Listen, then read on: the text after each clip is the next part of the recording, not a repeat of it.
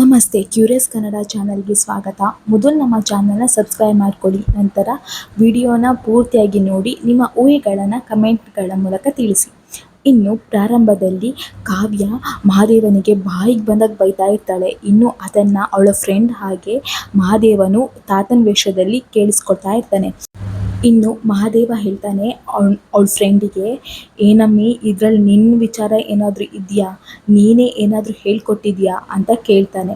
ಆಗ ಅವಳ ಫ್ರೆಂಡ್ ಹೇಳ್ತಾಳೆ, ಅಯ್ಯೋ ಅಯ್ಯೋ ಮಹಾದೇವ ಅವರೇ, ನಾನೇನೂ ಹೇಳಿಲ್ಲ, ನನಗೆ ಇದಕ್ಕೂ ಸಂಬಂಧನೇ ಇಲ್ಲ, ನಾನು ಯಾವುದೇ ವಿಚಾರನೂ ನಿಮ್ಮ ಬಗ್ಗೆ ಕೆಟ್ಟದಾಗಿ ಹೇಳಿಲ್ಲ, ಅವಳವಳೇ ಬೈಕೊಳ್ತಿದ್ದಾಳೆ ಒಬ್ಬೊಬ್ಬಳೇ ಅಂತ ಹೇಳ್ತಾಳೆ. ಆವಾಗ ಮಹಾದೇವ ಹೇಳ್ತಾನೆ, ನಿಜ ಹೇಳು, ನೀನೇನಾದರೂ ಮಾಡಿದ್ಯಾ, ನನ್ನ ಬಗ್ಗೆ ಏನಾದರೂ ಹಾಕ್ಕೊಟ್ಟಿದ್ಯಾ, ಹೇಳಿ ನೀನು ಅಂತ ಹೇಳ್ತಾನೆ. ಆಗ ಅವಳು, ಇಲ್ಲ ಮಹಾದೇವ ಅವರೇ ಅಂತ ಹೇಳ್ತಾಳೆ. ಅದನ್ನು ಕಾವ್ಯ ಕೇಳಿಸ್ಕೊಳ್ತಾಳೆ. ಕಾವ್ಯ ಹೇಳ್ತಾಳೆ, ಏನು ಮಹಾದೇವ ಅವರೇ, ಏಯ್ ನೀನು ಇವಾಗ ಏನಂತ ಹೇಳಿದಿ ಅಂತ ಹೇಳ್ತಾಳೆ. ಇನ್ನು ಈ ಕಡೆ ರಾಮ್ ಮತ್ತು ಪ್ರೇಮ ಇಬ್ಬರು ಇರ್ತಾರೆ. ಪ್ರೇಮ ತುಳಸಿ ಕಟ್ಟೆಗೆ ಪೂಜೆ ಮಾಡಿ ಒಳಗೆ ಬರ್ತಾ ಇರ್ತಾಳೆ. ಆದರೆ ರಾಮ್ ಅವಳಿಗೆ ತಂಟೆ ಮಾಡ್ತಾನೆ ಇರ್ತಾನೆ. ಅವನು ಹೇಳ್ತಾರೆ, ನಾನಂತೂ ಒಳಗೆ ಹೋಗೋಕ್ಕೆ ಬಿಡಲ್ಲ, ನೀನು ನನಗೊಂದು ಪ್ರಾಮಿಸ್ ಮಾಡಬೇಕು, ಏನಂದರೆ ನಂಗೆ ಬಿಸಿ ಬಿಸಿಯಾಗಿ ನೀನು ಏನಾದರೂ ಕೊಡಬೇಕು, ಅದಾದಮೇಲೆ ಮಾತ್ರ ನಾನು ನಿನ್ನ ಒಳಗೆ ಹೋಗ್ಲಿಕ್ಕೆ ಬಿಡ್ತೇನೆ ಅಂತ ಹೇಳಿ ತಮಾಷೆ ಮಾಡ್ಕೊಳ್ತಾ ಇಬ್ಬರು ಸಿಹಿಯಾದ ಕ್ಷಣವನ್ನು ಆನಂದಿಸ್ತಾ ಇರ್ತಾರೆ. ಇನ್ನು ಆವಾಗ ಪಂಚಮಿ ಪ್ರೇಮನಿಗೆ ಕಾಲ್ ಮಾಡ್ತಾಳೆ. ಇನ್ನು ಕಾಲ್ ಮಾಡಿದಾಗ ಪಂಚಮಿ ಅಂತೂ ತುಂಬಾ ಅಳ್ತಾ ಇರ್ತಾಳೆ. ಇನ್ನು ಪ್ರೇಮ ಹೇಳ್ತಾಳೆ, ಏನಾಯ್ತು ಪಂಚಮಿ, ಏನಾಯ್ತು ಪಂಚಮಿ ಅಂತ ಹೇಳ್ತಾಳೆ. ಆಗ ಪಂಚಮಿ ಹೇಳ್ತಾಳೆ ಸನ್ನೆ ಮೂಲಕ, ಅಮ್ಮನಿಗೆ ಬೆಳಿಗ್ಗೆಯಿಂದ ಹುಷಾರಿಲ್ಲ, ಅವ್ರು ಮಲಗಿದ್ದಾರೆ ಅಂತ ಹೇಳ್ತಾಳೆ. ಆಗ ರಾಮು ಅದನ್ನು ನೋಡ್ತಾನೆ. ರಾಮ್ ನೋಡಿ ಹೇಳ್ತಾನೆ, ಪಂಚಮಿ ಏನಾಯಿತು, ದೊಡ್ಡಮ್ಮನಿಗೆ ಏನಾಯಿತು, ಅಲ್ಲ ದೊಡ್ಡಮ್ಮ ಮಾತ್ರೆ ತಗೊಂಡ್ರಾ ಅಂತ ಕೇಳ್ತಾನೆ. ಆಗ ಪಂಚಮಿ, ಗೊತ್ತಿಲ್ಲ, ನೀವು ಈಗಲೇ ಬನ್ನಿ, ಅವ್ರಿಗೆ ಹುಷಾರಿಲ್ಲ ಅಂತ ಸನ್ನೆ ಮೂಲಕ ಹೇಳ್ತಾಳೆ. ಇನ್ನು ಪ್ರೇಮನಿಗೂ ತುಂಬಾ ಬೇಜಾರಾಗುತ್ತೆ, ತುಂಬಾ ಗಾಬರಿನ ಆಗುತ್ತೆ. ಮತ್ತೆ ಗೊತ್ತಾಗುತ್ತೆ ದಾಮಿನಿ ಏನೋ ಮಾಡಿದಾಳಂತ ಅವಳಿಗೆ ಗೊತ್ತಾಗಿ ತುಂಬಾ ಸಿಟ್ಟಾಗ್ತಾಳೆ. ಇನ್ನು ರಾಮ್ಗದು ತುಂಬಾ ಬೇಜಾರಾಗುತ್ತೆ. ಇನ್ನು ಈ ಕಡೆ ಕಾವ್ಯ ಹೇಳ್ತಾಳೆ, ಏಯ್ ನೀನು ಹೇಳಿದೆಯಲ್ವಾ ಮಹಾದೇವ ಅವರೇ ಅಂತ, ನೀನು ರಾಘವೇಂದ್ರ ತಾತನಿಗೆ ಯಾಕೆ ಮಹಾದೇವ ಅವರೇ ಅಂತ ಹೇಳ್ತಿದ್ಯಾ ಅಂತ ಫ್ರೆಂಡಿಗೆ ಕೇಳ್ತಾಳೆ. ಆಗ ಫ್ರೆಂಡ್ ಹೇಳ್ತಾಳೆ, ಅಯ್ಯೋ ಕಾವ್ಯ, ನಾನು ರಾಘವೇಂದ್ರ ತಾತನಿಗೆ ಮಹಾದೇವ ಅವರೇ ಅಂತ ಹೇಳಿದ್ದಲ್ಲ, ನಿಂಗೆ ಗೊತ್ತಲ್ವಾ ನಮ್ಮ ಮನೆ ದೇವರು ಮಹಾದೇವ ಅಂತ ಹೇಳ್ಕೊಂಡು ನಾನು ಪದೇ ಪದೇ ಕರಿತಾ ಇರ್ತೇನಲ್ವ ಮಹಾದೇವ ಮಹಾದೇವ ಅಂತ ಹೇಳ್ಕೊಂಡು, ನಾನು ಮಹಾದೇವ ಅಂತಲೇ ಕರೆದೆ, ಆದರೆ ನಿನಗೆ ಮಹಾದೇವ ಅವರೇ ಅಂತ ಕೇಳಿಸ್ತು ಅಷ್ಟೇ ಅಂತ ಹೇಳ್ತಾರೆ. ಕಾವ್ಯ, ನಂಗೆ ಅನಿಸುತ್ತೆ ನಿನ್ನ ಮನಸ್ಸಲ್ಲಿ ಮಹಾದೇವ ಅವ್ರ ಬಗ್ಗೆ ಪ್ರೀತಿ ಇದೆ, ನಿನ್ನೆ ರಾತ್ರಿ ಇಡೀ ಅವ್ರನ್ನ ಪ್ರೀತಿ ಮಾಡ್ತೇನೋ ಅನ್ನೋ ಹೆದರಿಕೆಯಲ್ಲಿ ಮಲಗಿದ್ಯಾ, ಅದಕ್ಕೆ ನಿನಗೆ ಆ ಕನಸು ಬಿತ್ತು ಅಂತ ಅನಿಸುತ್ತೆ ಅಂತ ಹೇಳ್ತಾಳೆ. ಆವಾಗ ಕಾವ್ಯ ಹೇಳ್ತಾಳೆ, ನೋಡು ಆ ಕನಸಿನ ಬಗ್ಗೆ ಒಂದು ಮಾತಾಡಬೇಡ, ನನಗಂತೂ ಎಣಿಸ್ಕೊಂಡ್ರೆ ಉರಿಯುತ್ತೆ, ಎಂಥ ಕನಸದು ಅಪ್ಪ, ಕೆಟ್ಟ ಕನಸದು ಅಂತ ಹೇಳ್ತಾ ಬೈತಾ ಇರ್ತಾಳೆ. ಆಗ ಮಹಾದೇವ ಕೇಳ್ತಾನೆ, ಅಮ್ಮ ಏನಮ್ಮ, ಏನು ಕನಸು ಬಿತ್ತು ನಿನ್ನ ಗಂಡನ ಬಗ್ಗೆ ಅಂತ ಕೇಳ್ತಾರೆ. ಆಗ ಅವಳು ಹೇಳ್ತಾಳೆ, ತಾತ ಆ ಕನಸು ಬಗ್ಗೆ ಒಂದು ಕೇಳಬೇಡಿ, ನಂಗೆ ಅದನ್ನು ನೆನಪು ಮಾಡಿಬಿಡಿ, ನನಗಂತೂ ಮೈಯೆಲ್ಲ ಉರಿದೋಗುತ್ತೆ ಅಂತ ಹೇಳ್ತಾಳೆ. ಆಗ ಮಹಾದೇವ ಹೇಳ್ತಾನೆ, ಅಲ್ಲಮ್ಮ ಏನು ಕನಸು ಬಿತ್ತು ಅಂತ ಕೇಳ್ತಾನೆ. ಆಗ ಅವಳು ಹೇಳ್ತಾಳೆ, ತಾತ ಏನು ಗೊತ್ತಾ, ನಾನು ಮಂಡಿ ಊರಿ ಮಹಾದೇವನಿಗೆ ಐ ಲವ್ ಯು ಹೇಳುದಂತೆ, ನೀನಿಲ್ಲದೆ ನಾನು ಬದುಕೋಕೆ ಆಗಲ್ಲ ಅಂತ ಹೇಳುದಂತೆ. ಯಪ್ಪ, ಈ ಕನಸೆಲ್ಲ ಸಾಧ್ಯ ಆಗುತ್ತಾ, ನಾನು ಮಹಾದೇವನ ಪ್ರೀತಿ ಮಾಡೋದಾ, ಅವನನ್ನು ಕಂಡ್ರೆ ನಂಗಾಗಲ್ಲ, ಮೈಯೆಲ್ಲ ಉರಿಯುತ್ತೆ ಅಂತ ಹೇಳಿ ಅವನ ಬಗ್ಗೆ ಬಾಯಿಗೆ ಬಂದಾಗೆ ಬೈತಾನೇ ಇರ್ತಾಳೆ. ಇನ್ನು ಮಹಾದೇವ ಮನಸ್ಸಲ್ಲೇ ನಗಾಡ್ತಾ ಇರ್ತಾನೆ. ಇನ್ನು ಈ ಕಡೆ ಕಲ್ಯಾಣಿ ಹಾಸಿಗೆ ಹಿಡಿದಿರ್ತಾಳೆ.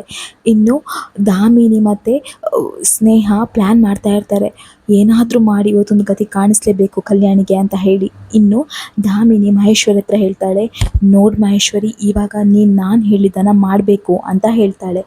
ಆವಾಗಲೇ ರಾಮ್ ಮತ್ತು ಪ್ರೇಮ ಕಲ್ಯಾಣಿ ನೋಡೋಕ್ಕೆ ಓಡೋಡಿ ಬರ್ತಾ ಇರ್ತಾರೆ. ಇನ್ನು ದಾಮಿನಿ ಹೇಳ್ತಾಳೆ, ನೋಡು ಮಹೇಶ್ವರಿ, ನಿನ್ನ ಮಗ ಮತ್ತು ನಿನ್ನ ಸೊಸೆ ಈ ಮನೆ ಒಳಗೆ ಬರಬಾರ್ದು, ರಾಮ್ ಯಾವುದೇ ಕಾರಣಕ್ಕೂ ಮನೆ ಒಳಗೆ ಬರಬಾರ್ದು, ಏನಾದರೂ ಅವ್ನ ಮನೆ ಒಳಗಡೆ ಬಂದರೆ ಆಮೇಲೆ ಅವನ ಜೀವಕ್ಕೆ ನಾನು ಹೊಣೆಯಲ್ಲ, ಈಗಲೇ ಹೇಳಿದ್ದೇನೆ, ಹೇಗಾದರೂ ಮಾಡಿ ಅವನನ್ನು ತಡಿ ಅಂತ ಹೇಳ್ತಾಳೆ. ಇನ್ನು ಶ್ರೀಧರ ಹೇಳ್ತಾ ಇರ್ತಾನೆ, ಅಯ್ಯೋ ಅತ್ತಿಗೆ ಏನಾಯಿತು, ನಿನ್ನೆ ರಾತ್ರಿ ಅಷ್ಟೇ ನಮ್ಮ ಜೊತೆ ಖುಷಿಯಾಗಿ ಊಟ ಮಾಡಿದರು, ಇವಾಗ ನೋಡಿದರೆ ಹೀಗಿದ್ದಾರೆ, ನನಗಂತೂ ಇದನ್ನೆಲ್ಲ ನೋಡೋಕ್ಕಾಗ್ತಿಲ್ಲ, ನಮ್ಮ ಅತ್ತಿಗೆ ಈ ಪರಿಸ್ಥಿತಿಯಲ್ಲಿ ಇರೋದನ್ನು ನನಗಂತೂ ನೋಡೋಕ್ಕಾಗ್ತಿಲ್ಲ ಹೇಳ್ತಾ ಇರ್ತಾನೆ. ಇನ್ನು ರಾಮ್ ಮತ್ತು ಪ್ರೇಮ್ ಮನೆಯೊಳಗೆ ಬರಬೇಕು ಅಂತ ಹೇಳಿ ಹೋಗ್ತಾ ಇರ್ತಾರೆ. ಆವಾಗ ಮಹೇಶ್ವರಿ ಹೇಳ್ತಾರೆ, ರಾಮ್ ನೀನು ಹೋಗೋಕ್ಕೆ ನಾನು ಬಿಡಲ್ಲ ಅಂತ ಹೇಳ್ತಾರೆ. ಆಗ ರಾಮ್ ಹೇಳ್ತಾನೆ, ಅಮ್ಮ ಪ್ಲೀಸ್ ಅಮ್ಮ, ದೊಡ್ಡಮ್ಮಂಗೆ ಹುಷಾರಿಲ್ಲಮ್ಮ, ನಾನು ನೋಡಬೇಕಮ್ಮ, ನಿನ್ನ ಕಾಲಿಗೆ ಬೀಳ್ತೇನಮ್ಮ ಅಂತ ಹೇಳ್ಕೊಂಡು ಕಾಲಿಗೆಲ್ಲ ಬೀಳ್ತಾನೆ ರಾಮ್. ಆದರೆ ಮಹೇಶ್ವರಿ ಕೇಳೋದೇ ಇಲ್ಲ, ಇಲ್ಲ ರಾಮ್, ನೀನಂತೂ ಮನೆ ಒಳಗೆ ಹೋಗಬಾರ್ದು ಅಂತ ಹೇಳ್ತಾನೆ. ಆಗ ಪ್ರೇಮ ಹೇಳ್ತಾಳೆ, ಅತ್ತೆ ಯಾಕೆ ಈ ರೀತಿ ಮಾಡ್ತಿದ್ದೀರಾ ನೀವು ಅಂತ ಹೇಳ್ತಾಳೆ. ಆಗ ಮಹೇಶ್ವರ್ ಹೇಳ್ತಾರೆ, ನೀನು ಬಾಯಿ ಮುಚ್ಚು ರಾಮ್, ನಿನ್ನನ್ನಂತೂ ನಾನು ಈ ಮನೆ ಒಳಗಡೆ ಹೋಗೋಕೆ ಬಿಡಲ್ಲ, ನೀನು ಈಗಲೇ ಇಲ್ಲಿಂದಾನೆ ಹೊರಗಡೆ ಹೋಗು ಅಂತ ಹೇಳ್ತಾಳೆ. ಆವಾಗ ರಾಮ್ ಹೇಳ್ತಾನೆ, ಅಮ್ಮ ಯಾಕಮ್ಮ ಈ ರೀತಿ ಮಾಡ್ತಿದ್ಯಾ, ನಂಗೆ ದೊಡ್ಡಮ್ಮ ನೋಡಲೇಬೇಕಮ್ಮ, ದೊಡ್ಡಮ್ಮಂಗೆ ಹುಷಾರಿಲ್ಲ, ಅವ್ರಿಗೆ ನಾನು ಟ್ರೀಟ್ಮೆಂಟ್ ಮಾಡ್ತೇನಮ್ಮ, ಪ್ಲೀಸ್ ಅಮ್ಮ ಒಳಗೆ ಹೋಗೋಕೆ ಬಿಡಮ್ಮ ಅಂತ ಹೇಳ್ಕೊಂಡು ತುಂಬಾ ಅಂಗಲಾಚಿ ಬೇಡ್ಕೊಳ್ತಾನೆ. ಆದರೆ ಮಹೇಶ್ವರಿಗೆ ಬಿಡಲಿಕ್ಕೆ ಮನಸ್ಸಿರ್ತದೆ. ಆದರೆ ಅವಳು ದಾಮಿನಿ ಹೇಳಿದ ಮಾತಿಗೆ ಹೆದರಿ ಅವಳು ಇಲ್ಲ ನಾನು ಬಿಡಲ್ಲ ಅಂತ ಹೇಳ್ತಾಳೆ.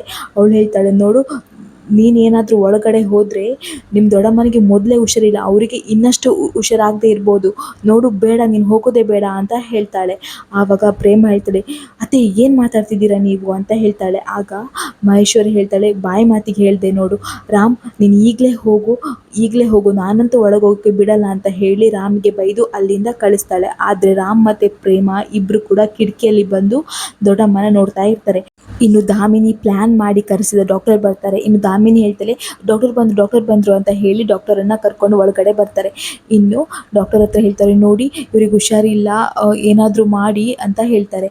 ಇನ್ನು ಅವಳು ಕಳಿಸಿದ ನಕಲಿ ಡಾಕ್ಟರ್ ಬಂದು ಕಲ್ಯಾಣಿನ ಕೈ ಹಿಡಿತಾರೆ. ಕೈ ಹಿಡಿದು ಒಂದು ಇಂಜೆಕ್ಷನ್ ಕೊಡಬೇಕು ಅಂತ ಹೇಳ್ತಾರೆ. ಇನ್ನು ದಾಮಿನಿ ಹೇಳ್ತಾಳೆ ಸ್ನೇಹನ ಹತ್ರ, ನೋಡು ಈಗ ಡಾಕ್ಟರ್ ಹತ್ರ ಒಂದು ಇಂಜೆಕ್ಷನ್ ಕೊಡೋಕೆ ಹೇಳಿದ್ದೇನೆ, ಆ ಇಂಜೆಕ್ಷನ್ ಕೊಟ್ಟಾದಮೇಲೆ ಕಲ್ಯಾಣಿ ಕತೆ ಕ್ಲೋಸ್ ಅಂತ ಹೇಳ್ತಾರೆ. ಆಗ ಮಹೇಶ್ವರಿಗೆ ಶಾಕ್ ಆಗುತ್ತೆ.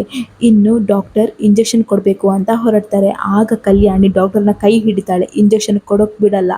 ಇನ್ನು ಕಲ್ಯಾಣಿ ಹೇಳ್ತಾಳೆ, ಆರಾಮಾಗಿದ್ದೀರಾ ಡಾಕ್ಟರ್ ಅಂತ ಹೇಳಿ ಇಂಜೆಕ್ಷನ್ ಕೈಯಲ್ಲಿ ಹಿಡ್ಕೊಂಡು ಕೂತ್ಕೊಳ್ತಾಳೆ.